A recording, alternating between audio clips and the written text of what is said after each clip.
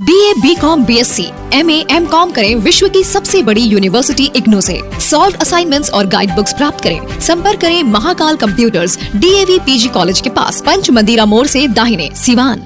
सरदर्द, मिर्गी, नशा, भूलने की बीमारी, अत्यधिक गुस्सा आना, घबराहट एवं नस की समस्याओं से अगर आप भी हैं परेशान तो मिलिए शहर के मशहूर साइकाट्रिस्ट डॉक्टर पंकज कुमार गुप्ता से। हमारा पता है डॉक्टर रामाजी चौधरी से 100 कदम पूरब, doctors colony Bahadiya road, Siwan. संपर्क नंबर 85 399 43 151।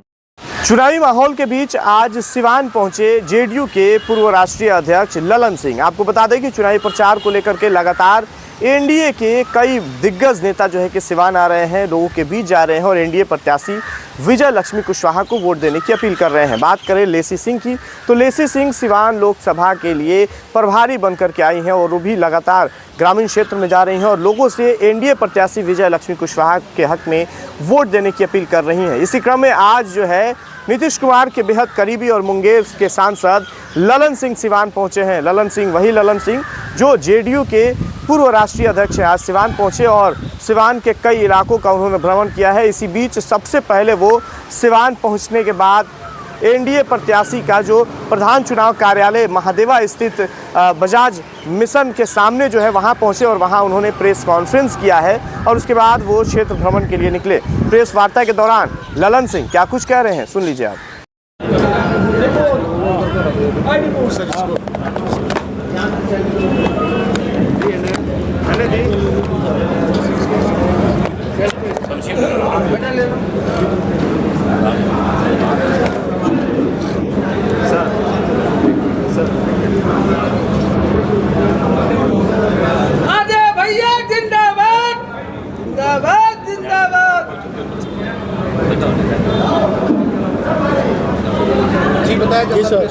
देखिए यहाँ चुनाव है 25 तारीख को,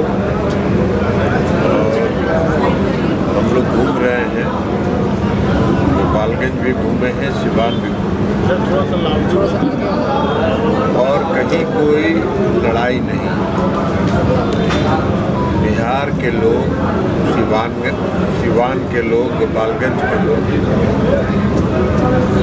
यह मन बनाए हुए हैं कि आदरणीय नरेंद्र मोदी जी को तीसरी बार देश का प्रधानमंत्री बनाना है और उसके लिए एक एक सीट का महत्व है और सभी लोग यह मन बना के बैठे हुए हैं कि गोपालगंज से डॉक्टर आलोक कुमार सुमन को और सिवान से श्रीमती विजय लक्ष्मी जी को अपना वोट देकर लोकसभा में अपना प्रतिनिधित्व करने के लिए भेजेंगे।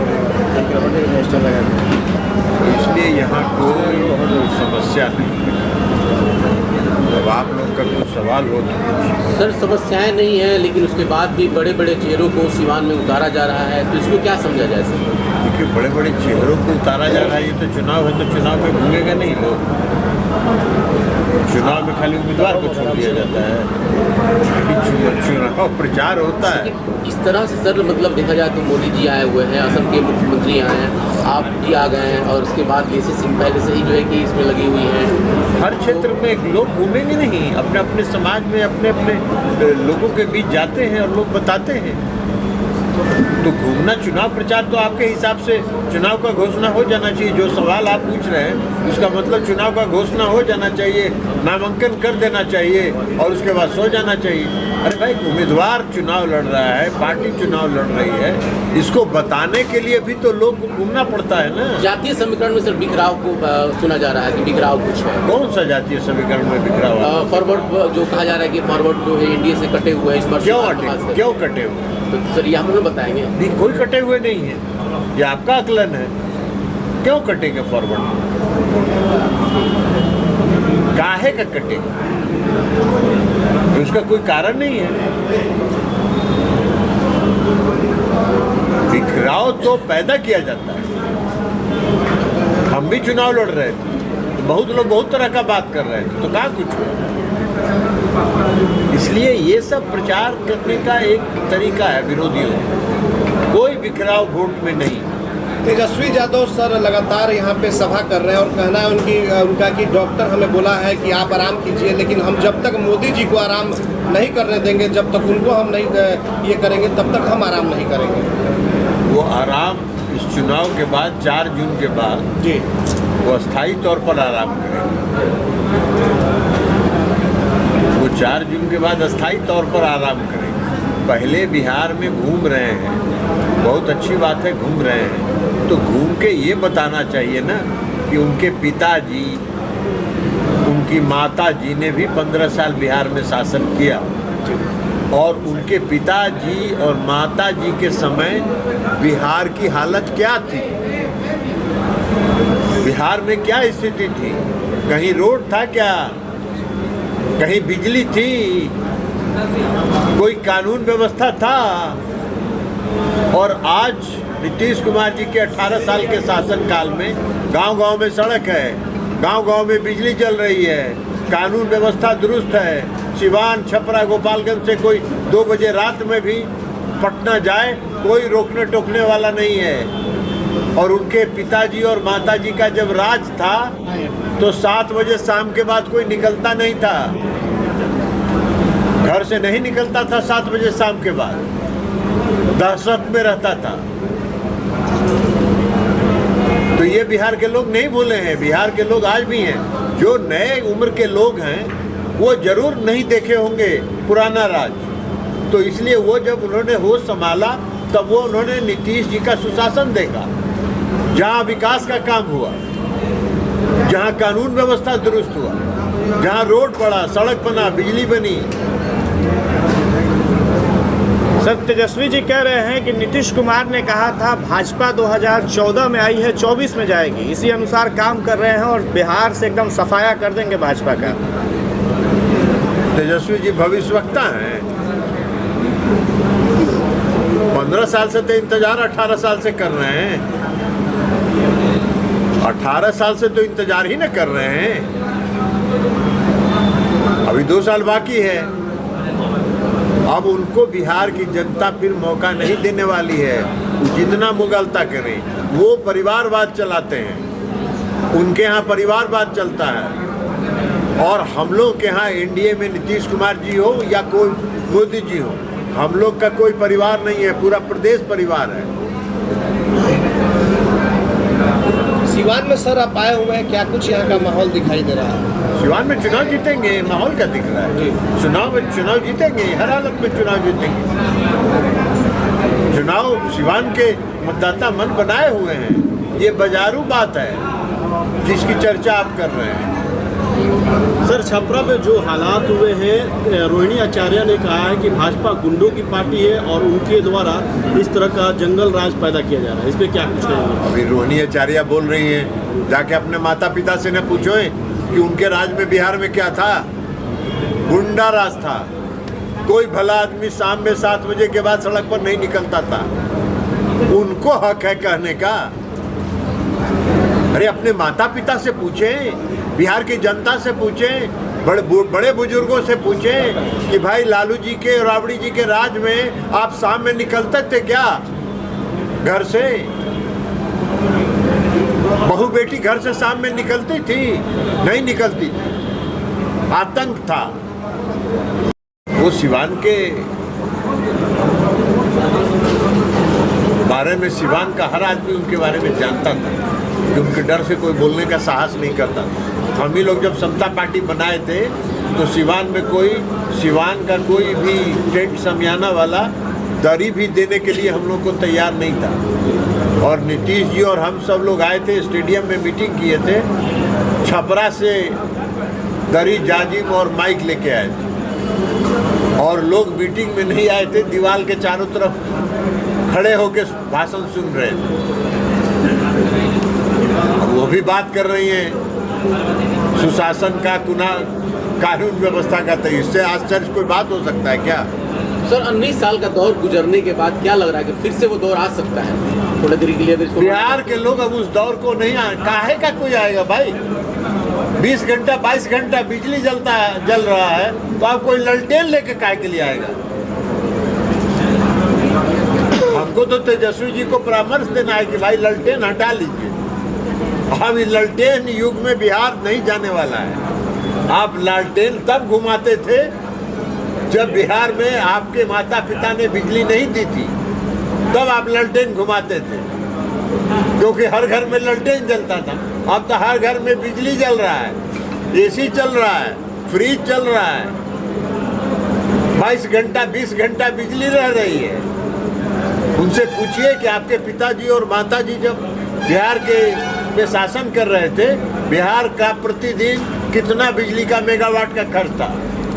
600 मेगावाट, उसमें लगभग 150 मेगावाट इकरारनामा के मुताबिक नेपाल को और रेलवे को दिया जाता था। तो 400 साढ़े 400 मेगावाट में बिहार को बिजली दे रहे थे उनके माता पिता, तो ललटेन लेके घूम रहे थे, क्योंकि बिहार को ललटेन में ही रखा था उन्होंने। अब नीतीश कुमार जी ने तो हर जगह बिजली चकाचक दे दिया।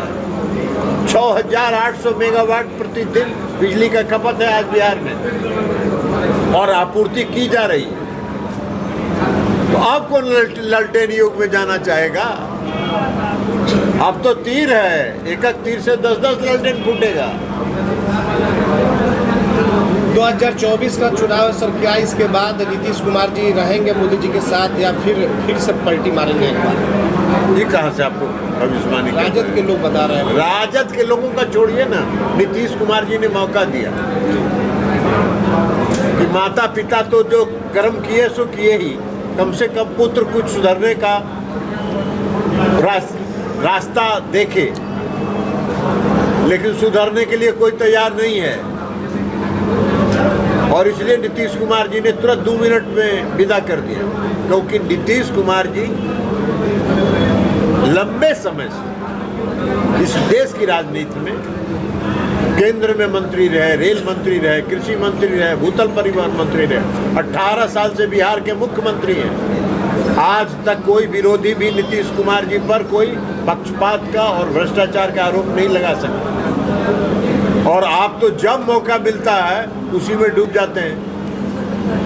तो नीतीश कुमार जी इसको तो बर्दाश्त करने वाले हैं नहीं। तो सर इसको क्या समझा जाए? नीतीश जी ने बड़का गांव के जनसभा में कहा कि मदरसों को हमने बहुत इमदाद किया, इसमें तो कहीं दो राय नहीं है। लेकिन वहीं गांधी मैदान के जो प्रांगण में असम के मुख्यमंत्री ने कहा कि हमने एक झटके में 700 मदरसे बंद कर दिए। तो इसको क्या समझा जाए सर? आसाम के मुख्यमंत्री क्या कर रहे हैं? वो आसाम में आपके लिए ना सर, आप ही कंपेनिंग आए थे, वो अलग बात है। लेकिन आसाम के मुख्यमंत्री आसाम में क्या कर रहे हैं वो जाने। बिहार में तो जो बिहार के मुख्यमंत्री हैं उनका जो काम है, आज आप एक बात बता दीजिए कि 18 साल से नीतीश कुमार जी बिहार में शासन कर रहे हैं। आप एक उदाहरण नहीं बता सकते हैं जहां अल्पसंख्यक समुदाय के ऊपर अत्याचार हो और अल्पसंख्यक समुदाय असुरक्षित महसूस करे। नीतीश कुमार जी मदरसे के जो शिक्षक थे उनकी जो बदहाली थी, जो आज दावा करते हैं MY समीकरण का, यहाँ तेजस्वी जी, उनके पिताजी माताजी भी शासन में थे 15 साल में, और 15 साल में उन्होंने कोई मदरसा पर ध्यान नहीं दिया। और नीतीश कुमार जी ने बिहार के मदरसों को सुधारा। बिहार के मदरसा के जो शिक्षक हैं उनको सप्तम वित्त आयोग का जो अनुशंसा था उसके अनुरूप वेतन देने का उन्होंने काम किया। तो नीतीश कुमार जी का नारा है न्याय के साथ विकास, और न्याय के साथ विकास का मतलब है कि उन्होंने विकास भी किया और समाज के हर तबके के साथ उन्होंने न्याय किया। और जो समाज में सबसे पिछले पंक्ति में खड़ा व्यक्ति है, समुदाय है, उसके लिए विशेष अवसर देके उन्होंने उसको मुख्य धारा में लाने का प्रयास किया। और इसी के तहत उन्होंने 20% अति पिछड़े वर्ग को आरक्षण दिया पंचायती राज व्यवस्था में, नगर निकाय में 50% महिलाओं को आरक्षण दिया, क्योंकि उनका मानना था कि 50% की आबादी के लिए अगर विशेष प्रयास नहीं किया जाए, उसके को समाज के मुख्य धारा में नहीं लाया जाए, तो संभव नहीं है बिहार का विकास। तो इसलिए 50% का आरक्षण दिया। 32% का 2012 में उन्होंने पुलिस सेवा में दिया। आज बिहार एकमात्र राज्य है पूरे देश में जहां लगभग 30,000 से ज़्यादा बिहार पुलिस में महिलाएं और 35% का आरक्षण उन्होंने महिलाओं को 2016 से बिहार के सभी वर्ग के नियुक्तियों में 35% का आरक्षण उन्होंने महिलाओं को दिया। तो महिलाओं के साथ न्याय किया उन्होंने, अति पिछड़े वर्ग के साथ न्याय किया, अल्पसंख्यक समुदाय के लोगों को अल्पसंख्यक समुदाय आज पिछड़े क्यों हैं? उनमें शिक्षा की कमी, और इसलिए मदरसा का स्थिति उन्होंने सुधारा और मदरसा में भेजा। तालीमी मरकज उन्होंने बनाया ताकि लोगों को स्कूल तक पहुंचाया जाए। तो ये सारे काम मुख्यमंत्री जी ने किया, और मुख्यमंत्री जी का यही है कि समाज के हर तबके का जब तक विकास नहीं होगा तब तक विकसित बिहार का कल्पना नहीं किया जा सकता। सर, तेजस्वी जी की समस्या पे आप लोगों का क्या दृष्टिकोण है? पलायन की समस्या, कौन सा पलायन? यहाँ से मजदूर जो बाहर जा रहे हैं कमाने के लिए, देखिए युवा साथी है जो, देखिए मजदूर अगर कहीं बाहर जाते हैं काम कमाने के लिए, ये उनकी मर्जी, लेकिन आज बिहार के धरती पर इतना कंस्ट्रक्शन हो रहा है। गोरखपुर में प्लॉट लेना हुआ आसान। बंधन पैराडाइज, आपके सपनों का टाउनशिप, जहां आपको एक ही कैंपस में मिलेगी अस्पताल, स्कूल, पार्क, शॉपिंग एरिया जैसी सभी जरूरी सुविधाएं। एयरपोर्ट से मात्र 3 किलोमीटर की दूरी पर नेशनल हाईवे के किनारे माडा पार्क, जहां मिलेगा आपको शांत, प्राकृतिक और सुरक्षित वातावरण। सिर्फ 25% भुगतान कर बाकी आसान किस्तों में करे पेमेंट। तो इंतजार किस बात का? आज ही दिए गए नंबरों पर कॉल करिए, हमारा साइट विजिट करिए। हमारा पता है बुद्ध विहार पार्टे निकट GDA ऑफिस, तारामंडल, गोरखपुर।